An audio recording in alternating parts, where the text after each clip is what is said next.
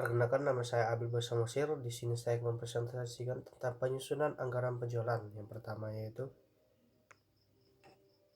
tujuan pembelajaran, mengetahui dasar penyusunan anggaran dan mampu menghitung kelamanan penjualan untuk menyusun anggaran penjualan. Pengertian anggaran penjualan. Anggaran penjualan adalah anggaran yang merencanakan penjualan secara terperinci tentang penjualan perusahaan dalam periode yang akan datang, yang di dalamnya terdapat rencana tentang jenis kualitas barang yang akan dijual, jumlah kuantitas yang akan dijual, harga penjualan serta waktu dan tempat penjualannya. Selanjutnya, tujuan dan fungsi anggaran penjualan. Rencana anggaran penjualan dapat dipergunakan untuk menyusun pembuatan bagian-bagian dari anggaran-anggaran lainnya. Tujuan utama dari anggaran penjualan adalah A. Mengurangi ketidakpastian di masa depan. B. Memasukkan pertimbangan atau keputusan manajemen dalam proses perencanaan. C. Memberikan informasi dalam profit planning control. D.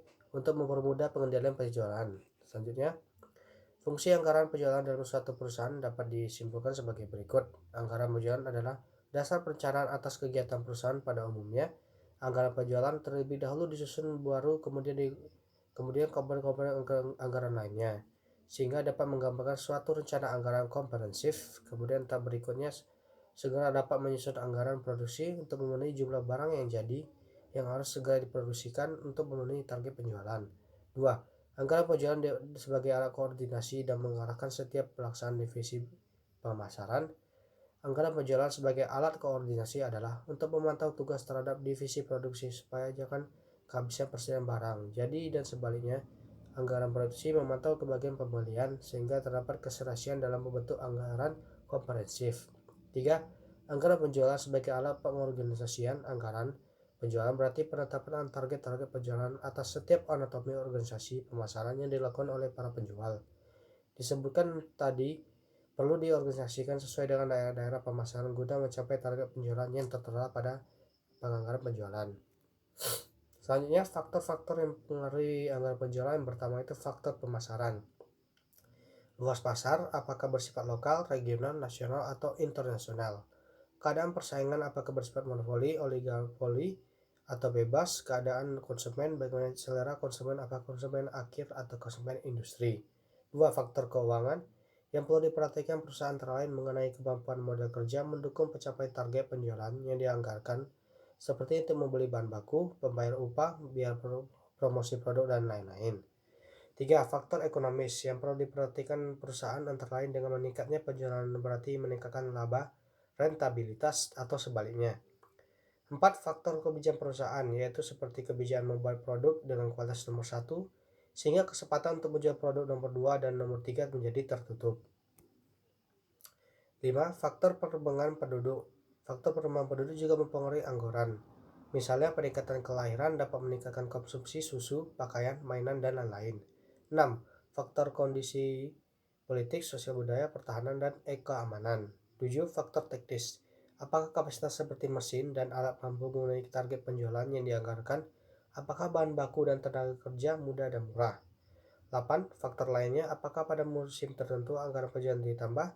Apakah kebijaksanaan pemerintah tidak berubah sampai lama anggaran yang disusun harus dapat dipertahankan? Selanjutnya, faktor yang perlu diperhatikan dalam rangka penyusunan anggaran penjualan antara lain: A. Rincian jumlah dan jenis produk perusahaan. Anggaran penjualan hendaknya menyebutkan dengan jelas jenis-jenis produk yang akan dijual, serta jumlah unit dari masing-masing produk tersebut.